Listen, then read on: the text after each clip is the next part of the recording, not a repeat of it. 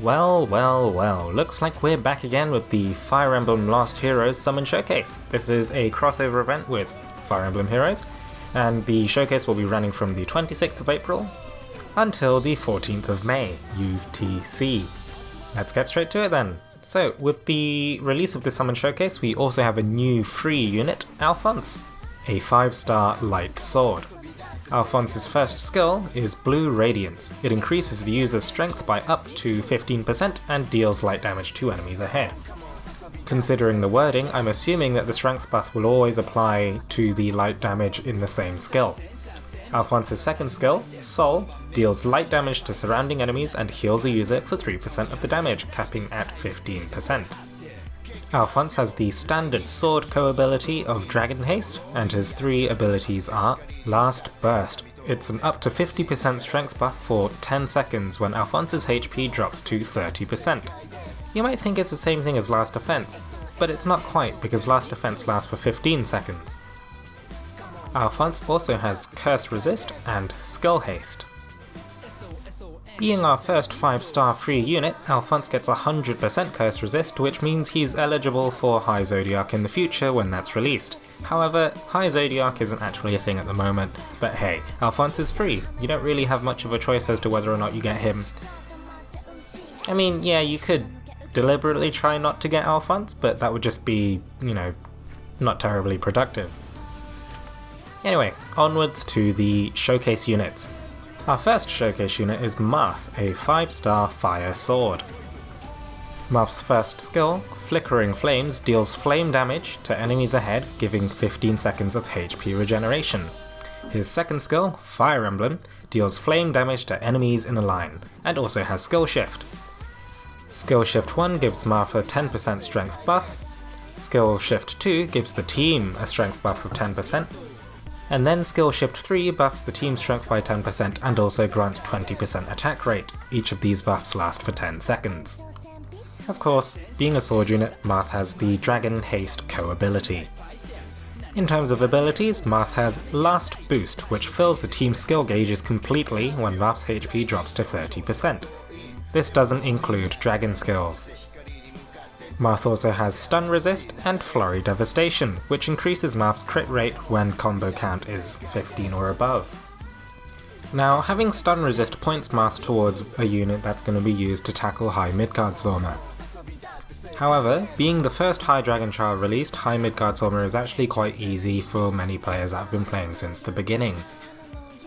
The power of Flurry Devastation overall hinges on how well you can maintain a combo. Since Flickering Flames deals 7 hits of flame damage, and the third skill shift part of Fire Emblem gives you a 20% attack rate boost, then, all of the whole kit itself synergizes together quite well.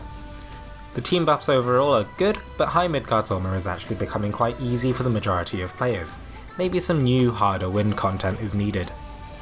Next up, we have Fjorm, a 5-star Water Lance unit. Her first skill, Frigid Smash, deals water damage to enemies ahead, inflicting freeze.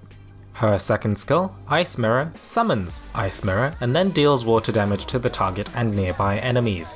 It also deals bonus damage relative to the damage taken by Fjorm while Ice Mirror is active. Being a Lance unit, Fjorm has the Hit Point Boost co-ability, and her other abilities consist of Last Bravery, a team-wide strength 30% and defense 40% buff for 15 seconds when Fjorm's hit points drop to 30%. Fjorm also has Burn Resist and 100% skill prep. Overall, Fjorm seems quite interesting. Ice Mirror is a counter of sorts, which is quite evocative of Fire Emblem, but Fjorm also competes directly with Xander and Elizan in terms of Lance units being used in High Brunhilde. Depending on the damage output and skill point cost of Fjorm's skills, her greedier skill set might mean that Fjorm isn't quite as optimal within a High Brunhilde team. Next up, we have Veronica, the first 5-star Shadow Book unit. Just kidding, she's actually a wand unit, but visually she retains the book no matter what you've got equipped. Veronica's first skill, Gespensed, deals shadow damage to a target and nearby enemies. The damage of this skill scales up as Veronica's hit points decrease. Veronica's second skill, Nosferatu, deals shadow damage to nearby enemies, restoring 5% of the damage to Veronica. This healing caps at 15% of Veronica's maximum hit points. Being a book unit, Veronica is very good at reading and has the skill damage Teamco ability. Veronica's unique ability is Last Destruction. When Veronica's hit points drop to 30%, the damage of each team member's next attack skill increases by 40%.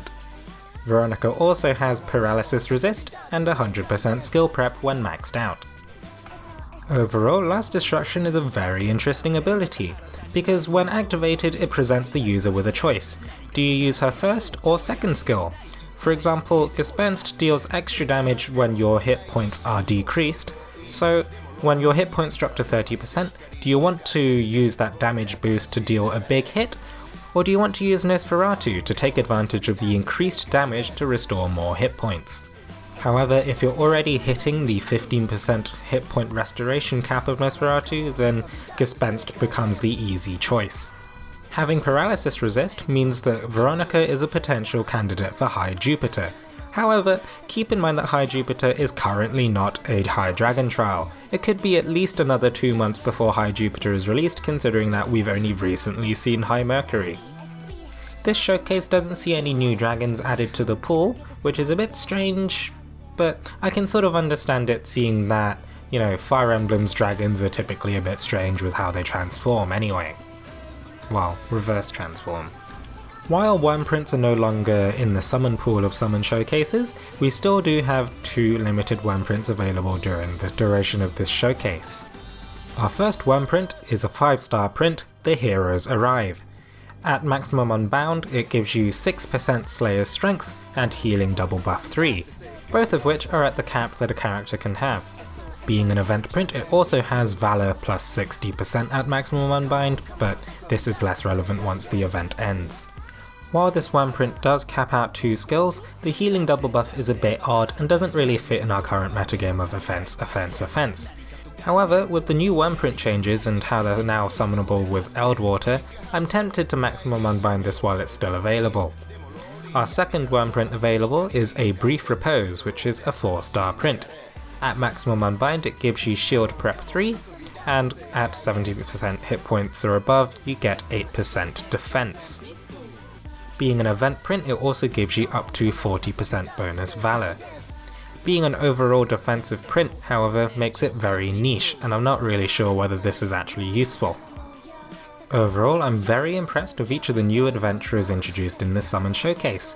Each new adventurer has their own unique ability, and also introduces a new unique playstyle.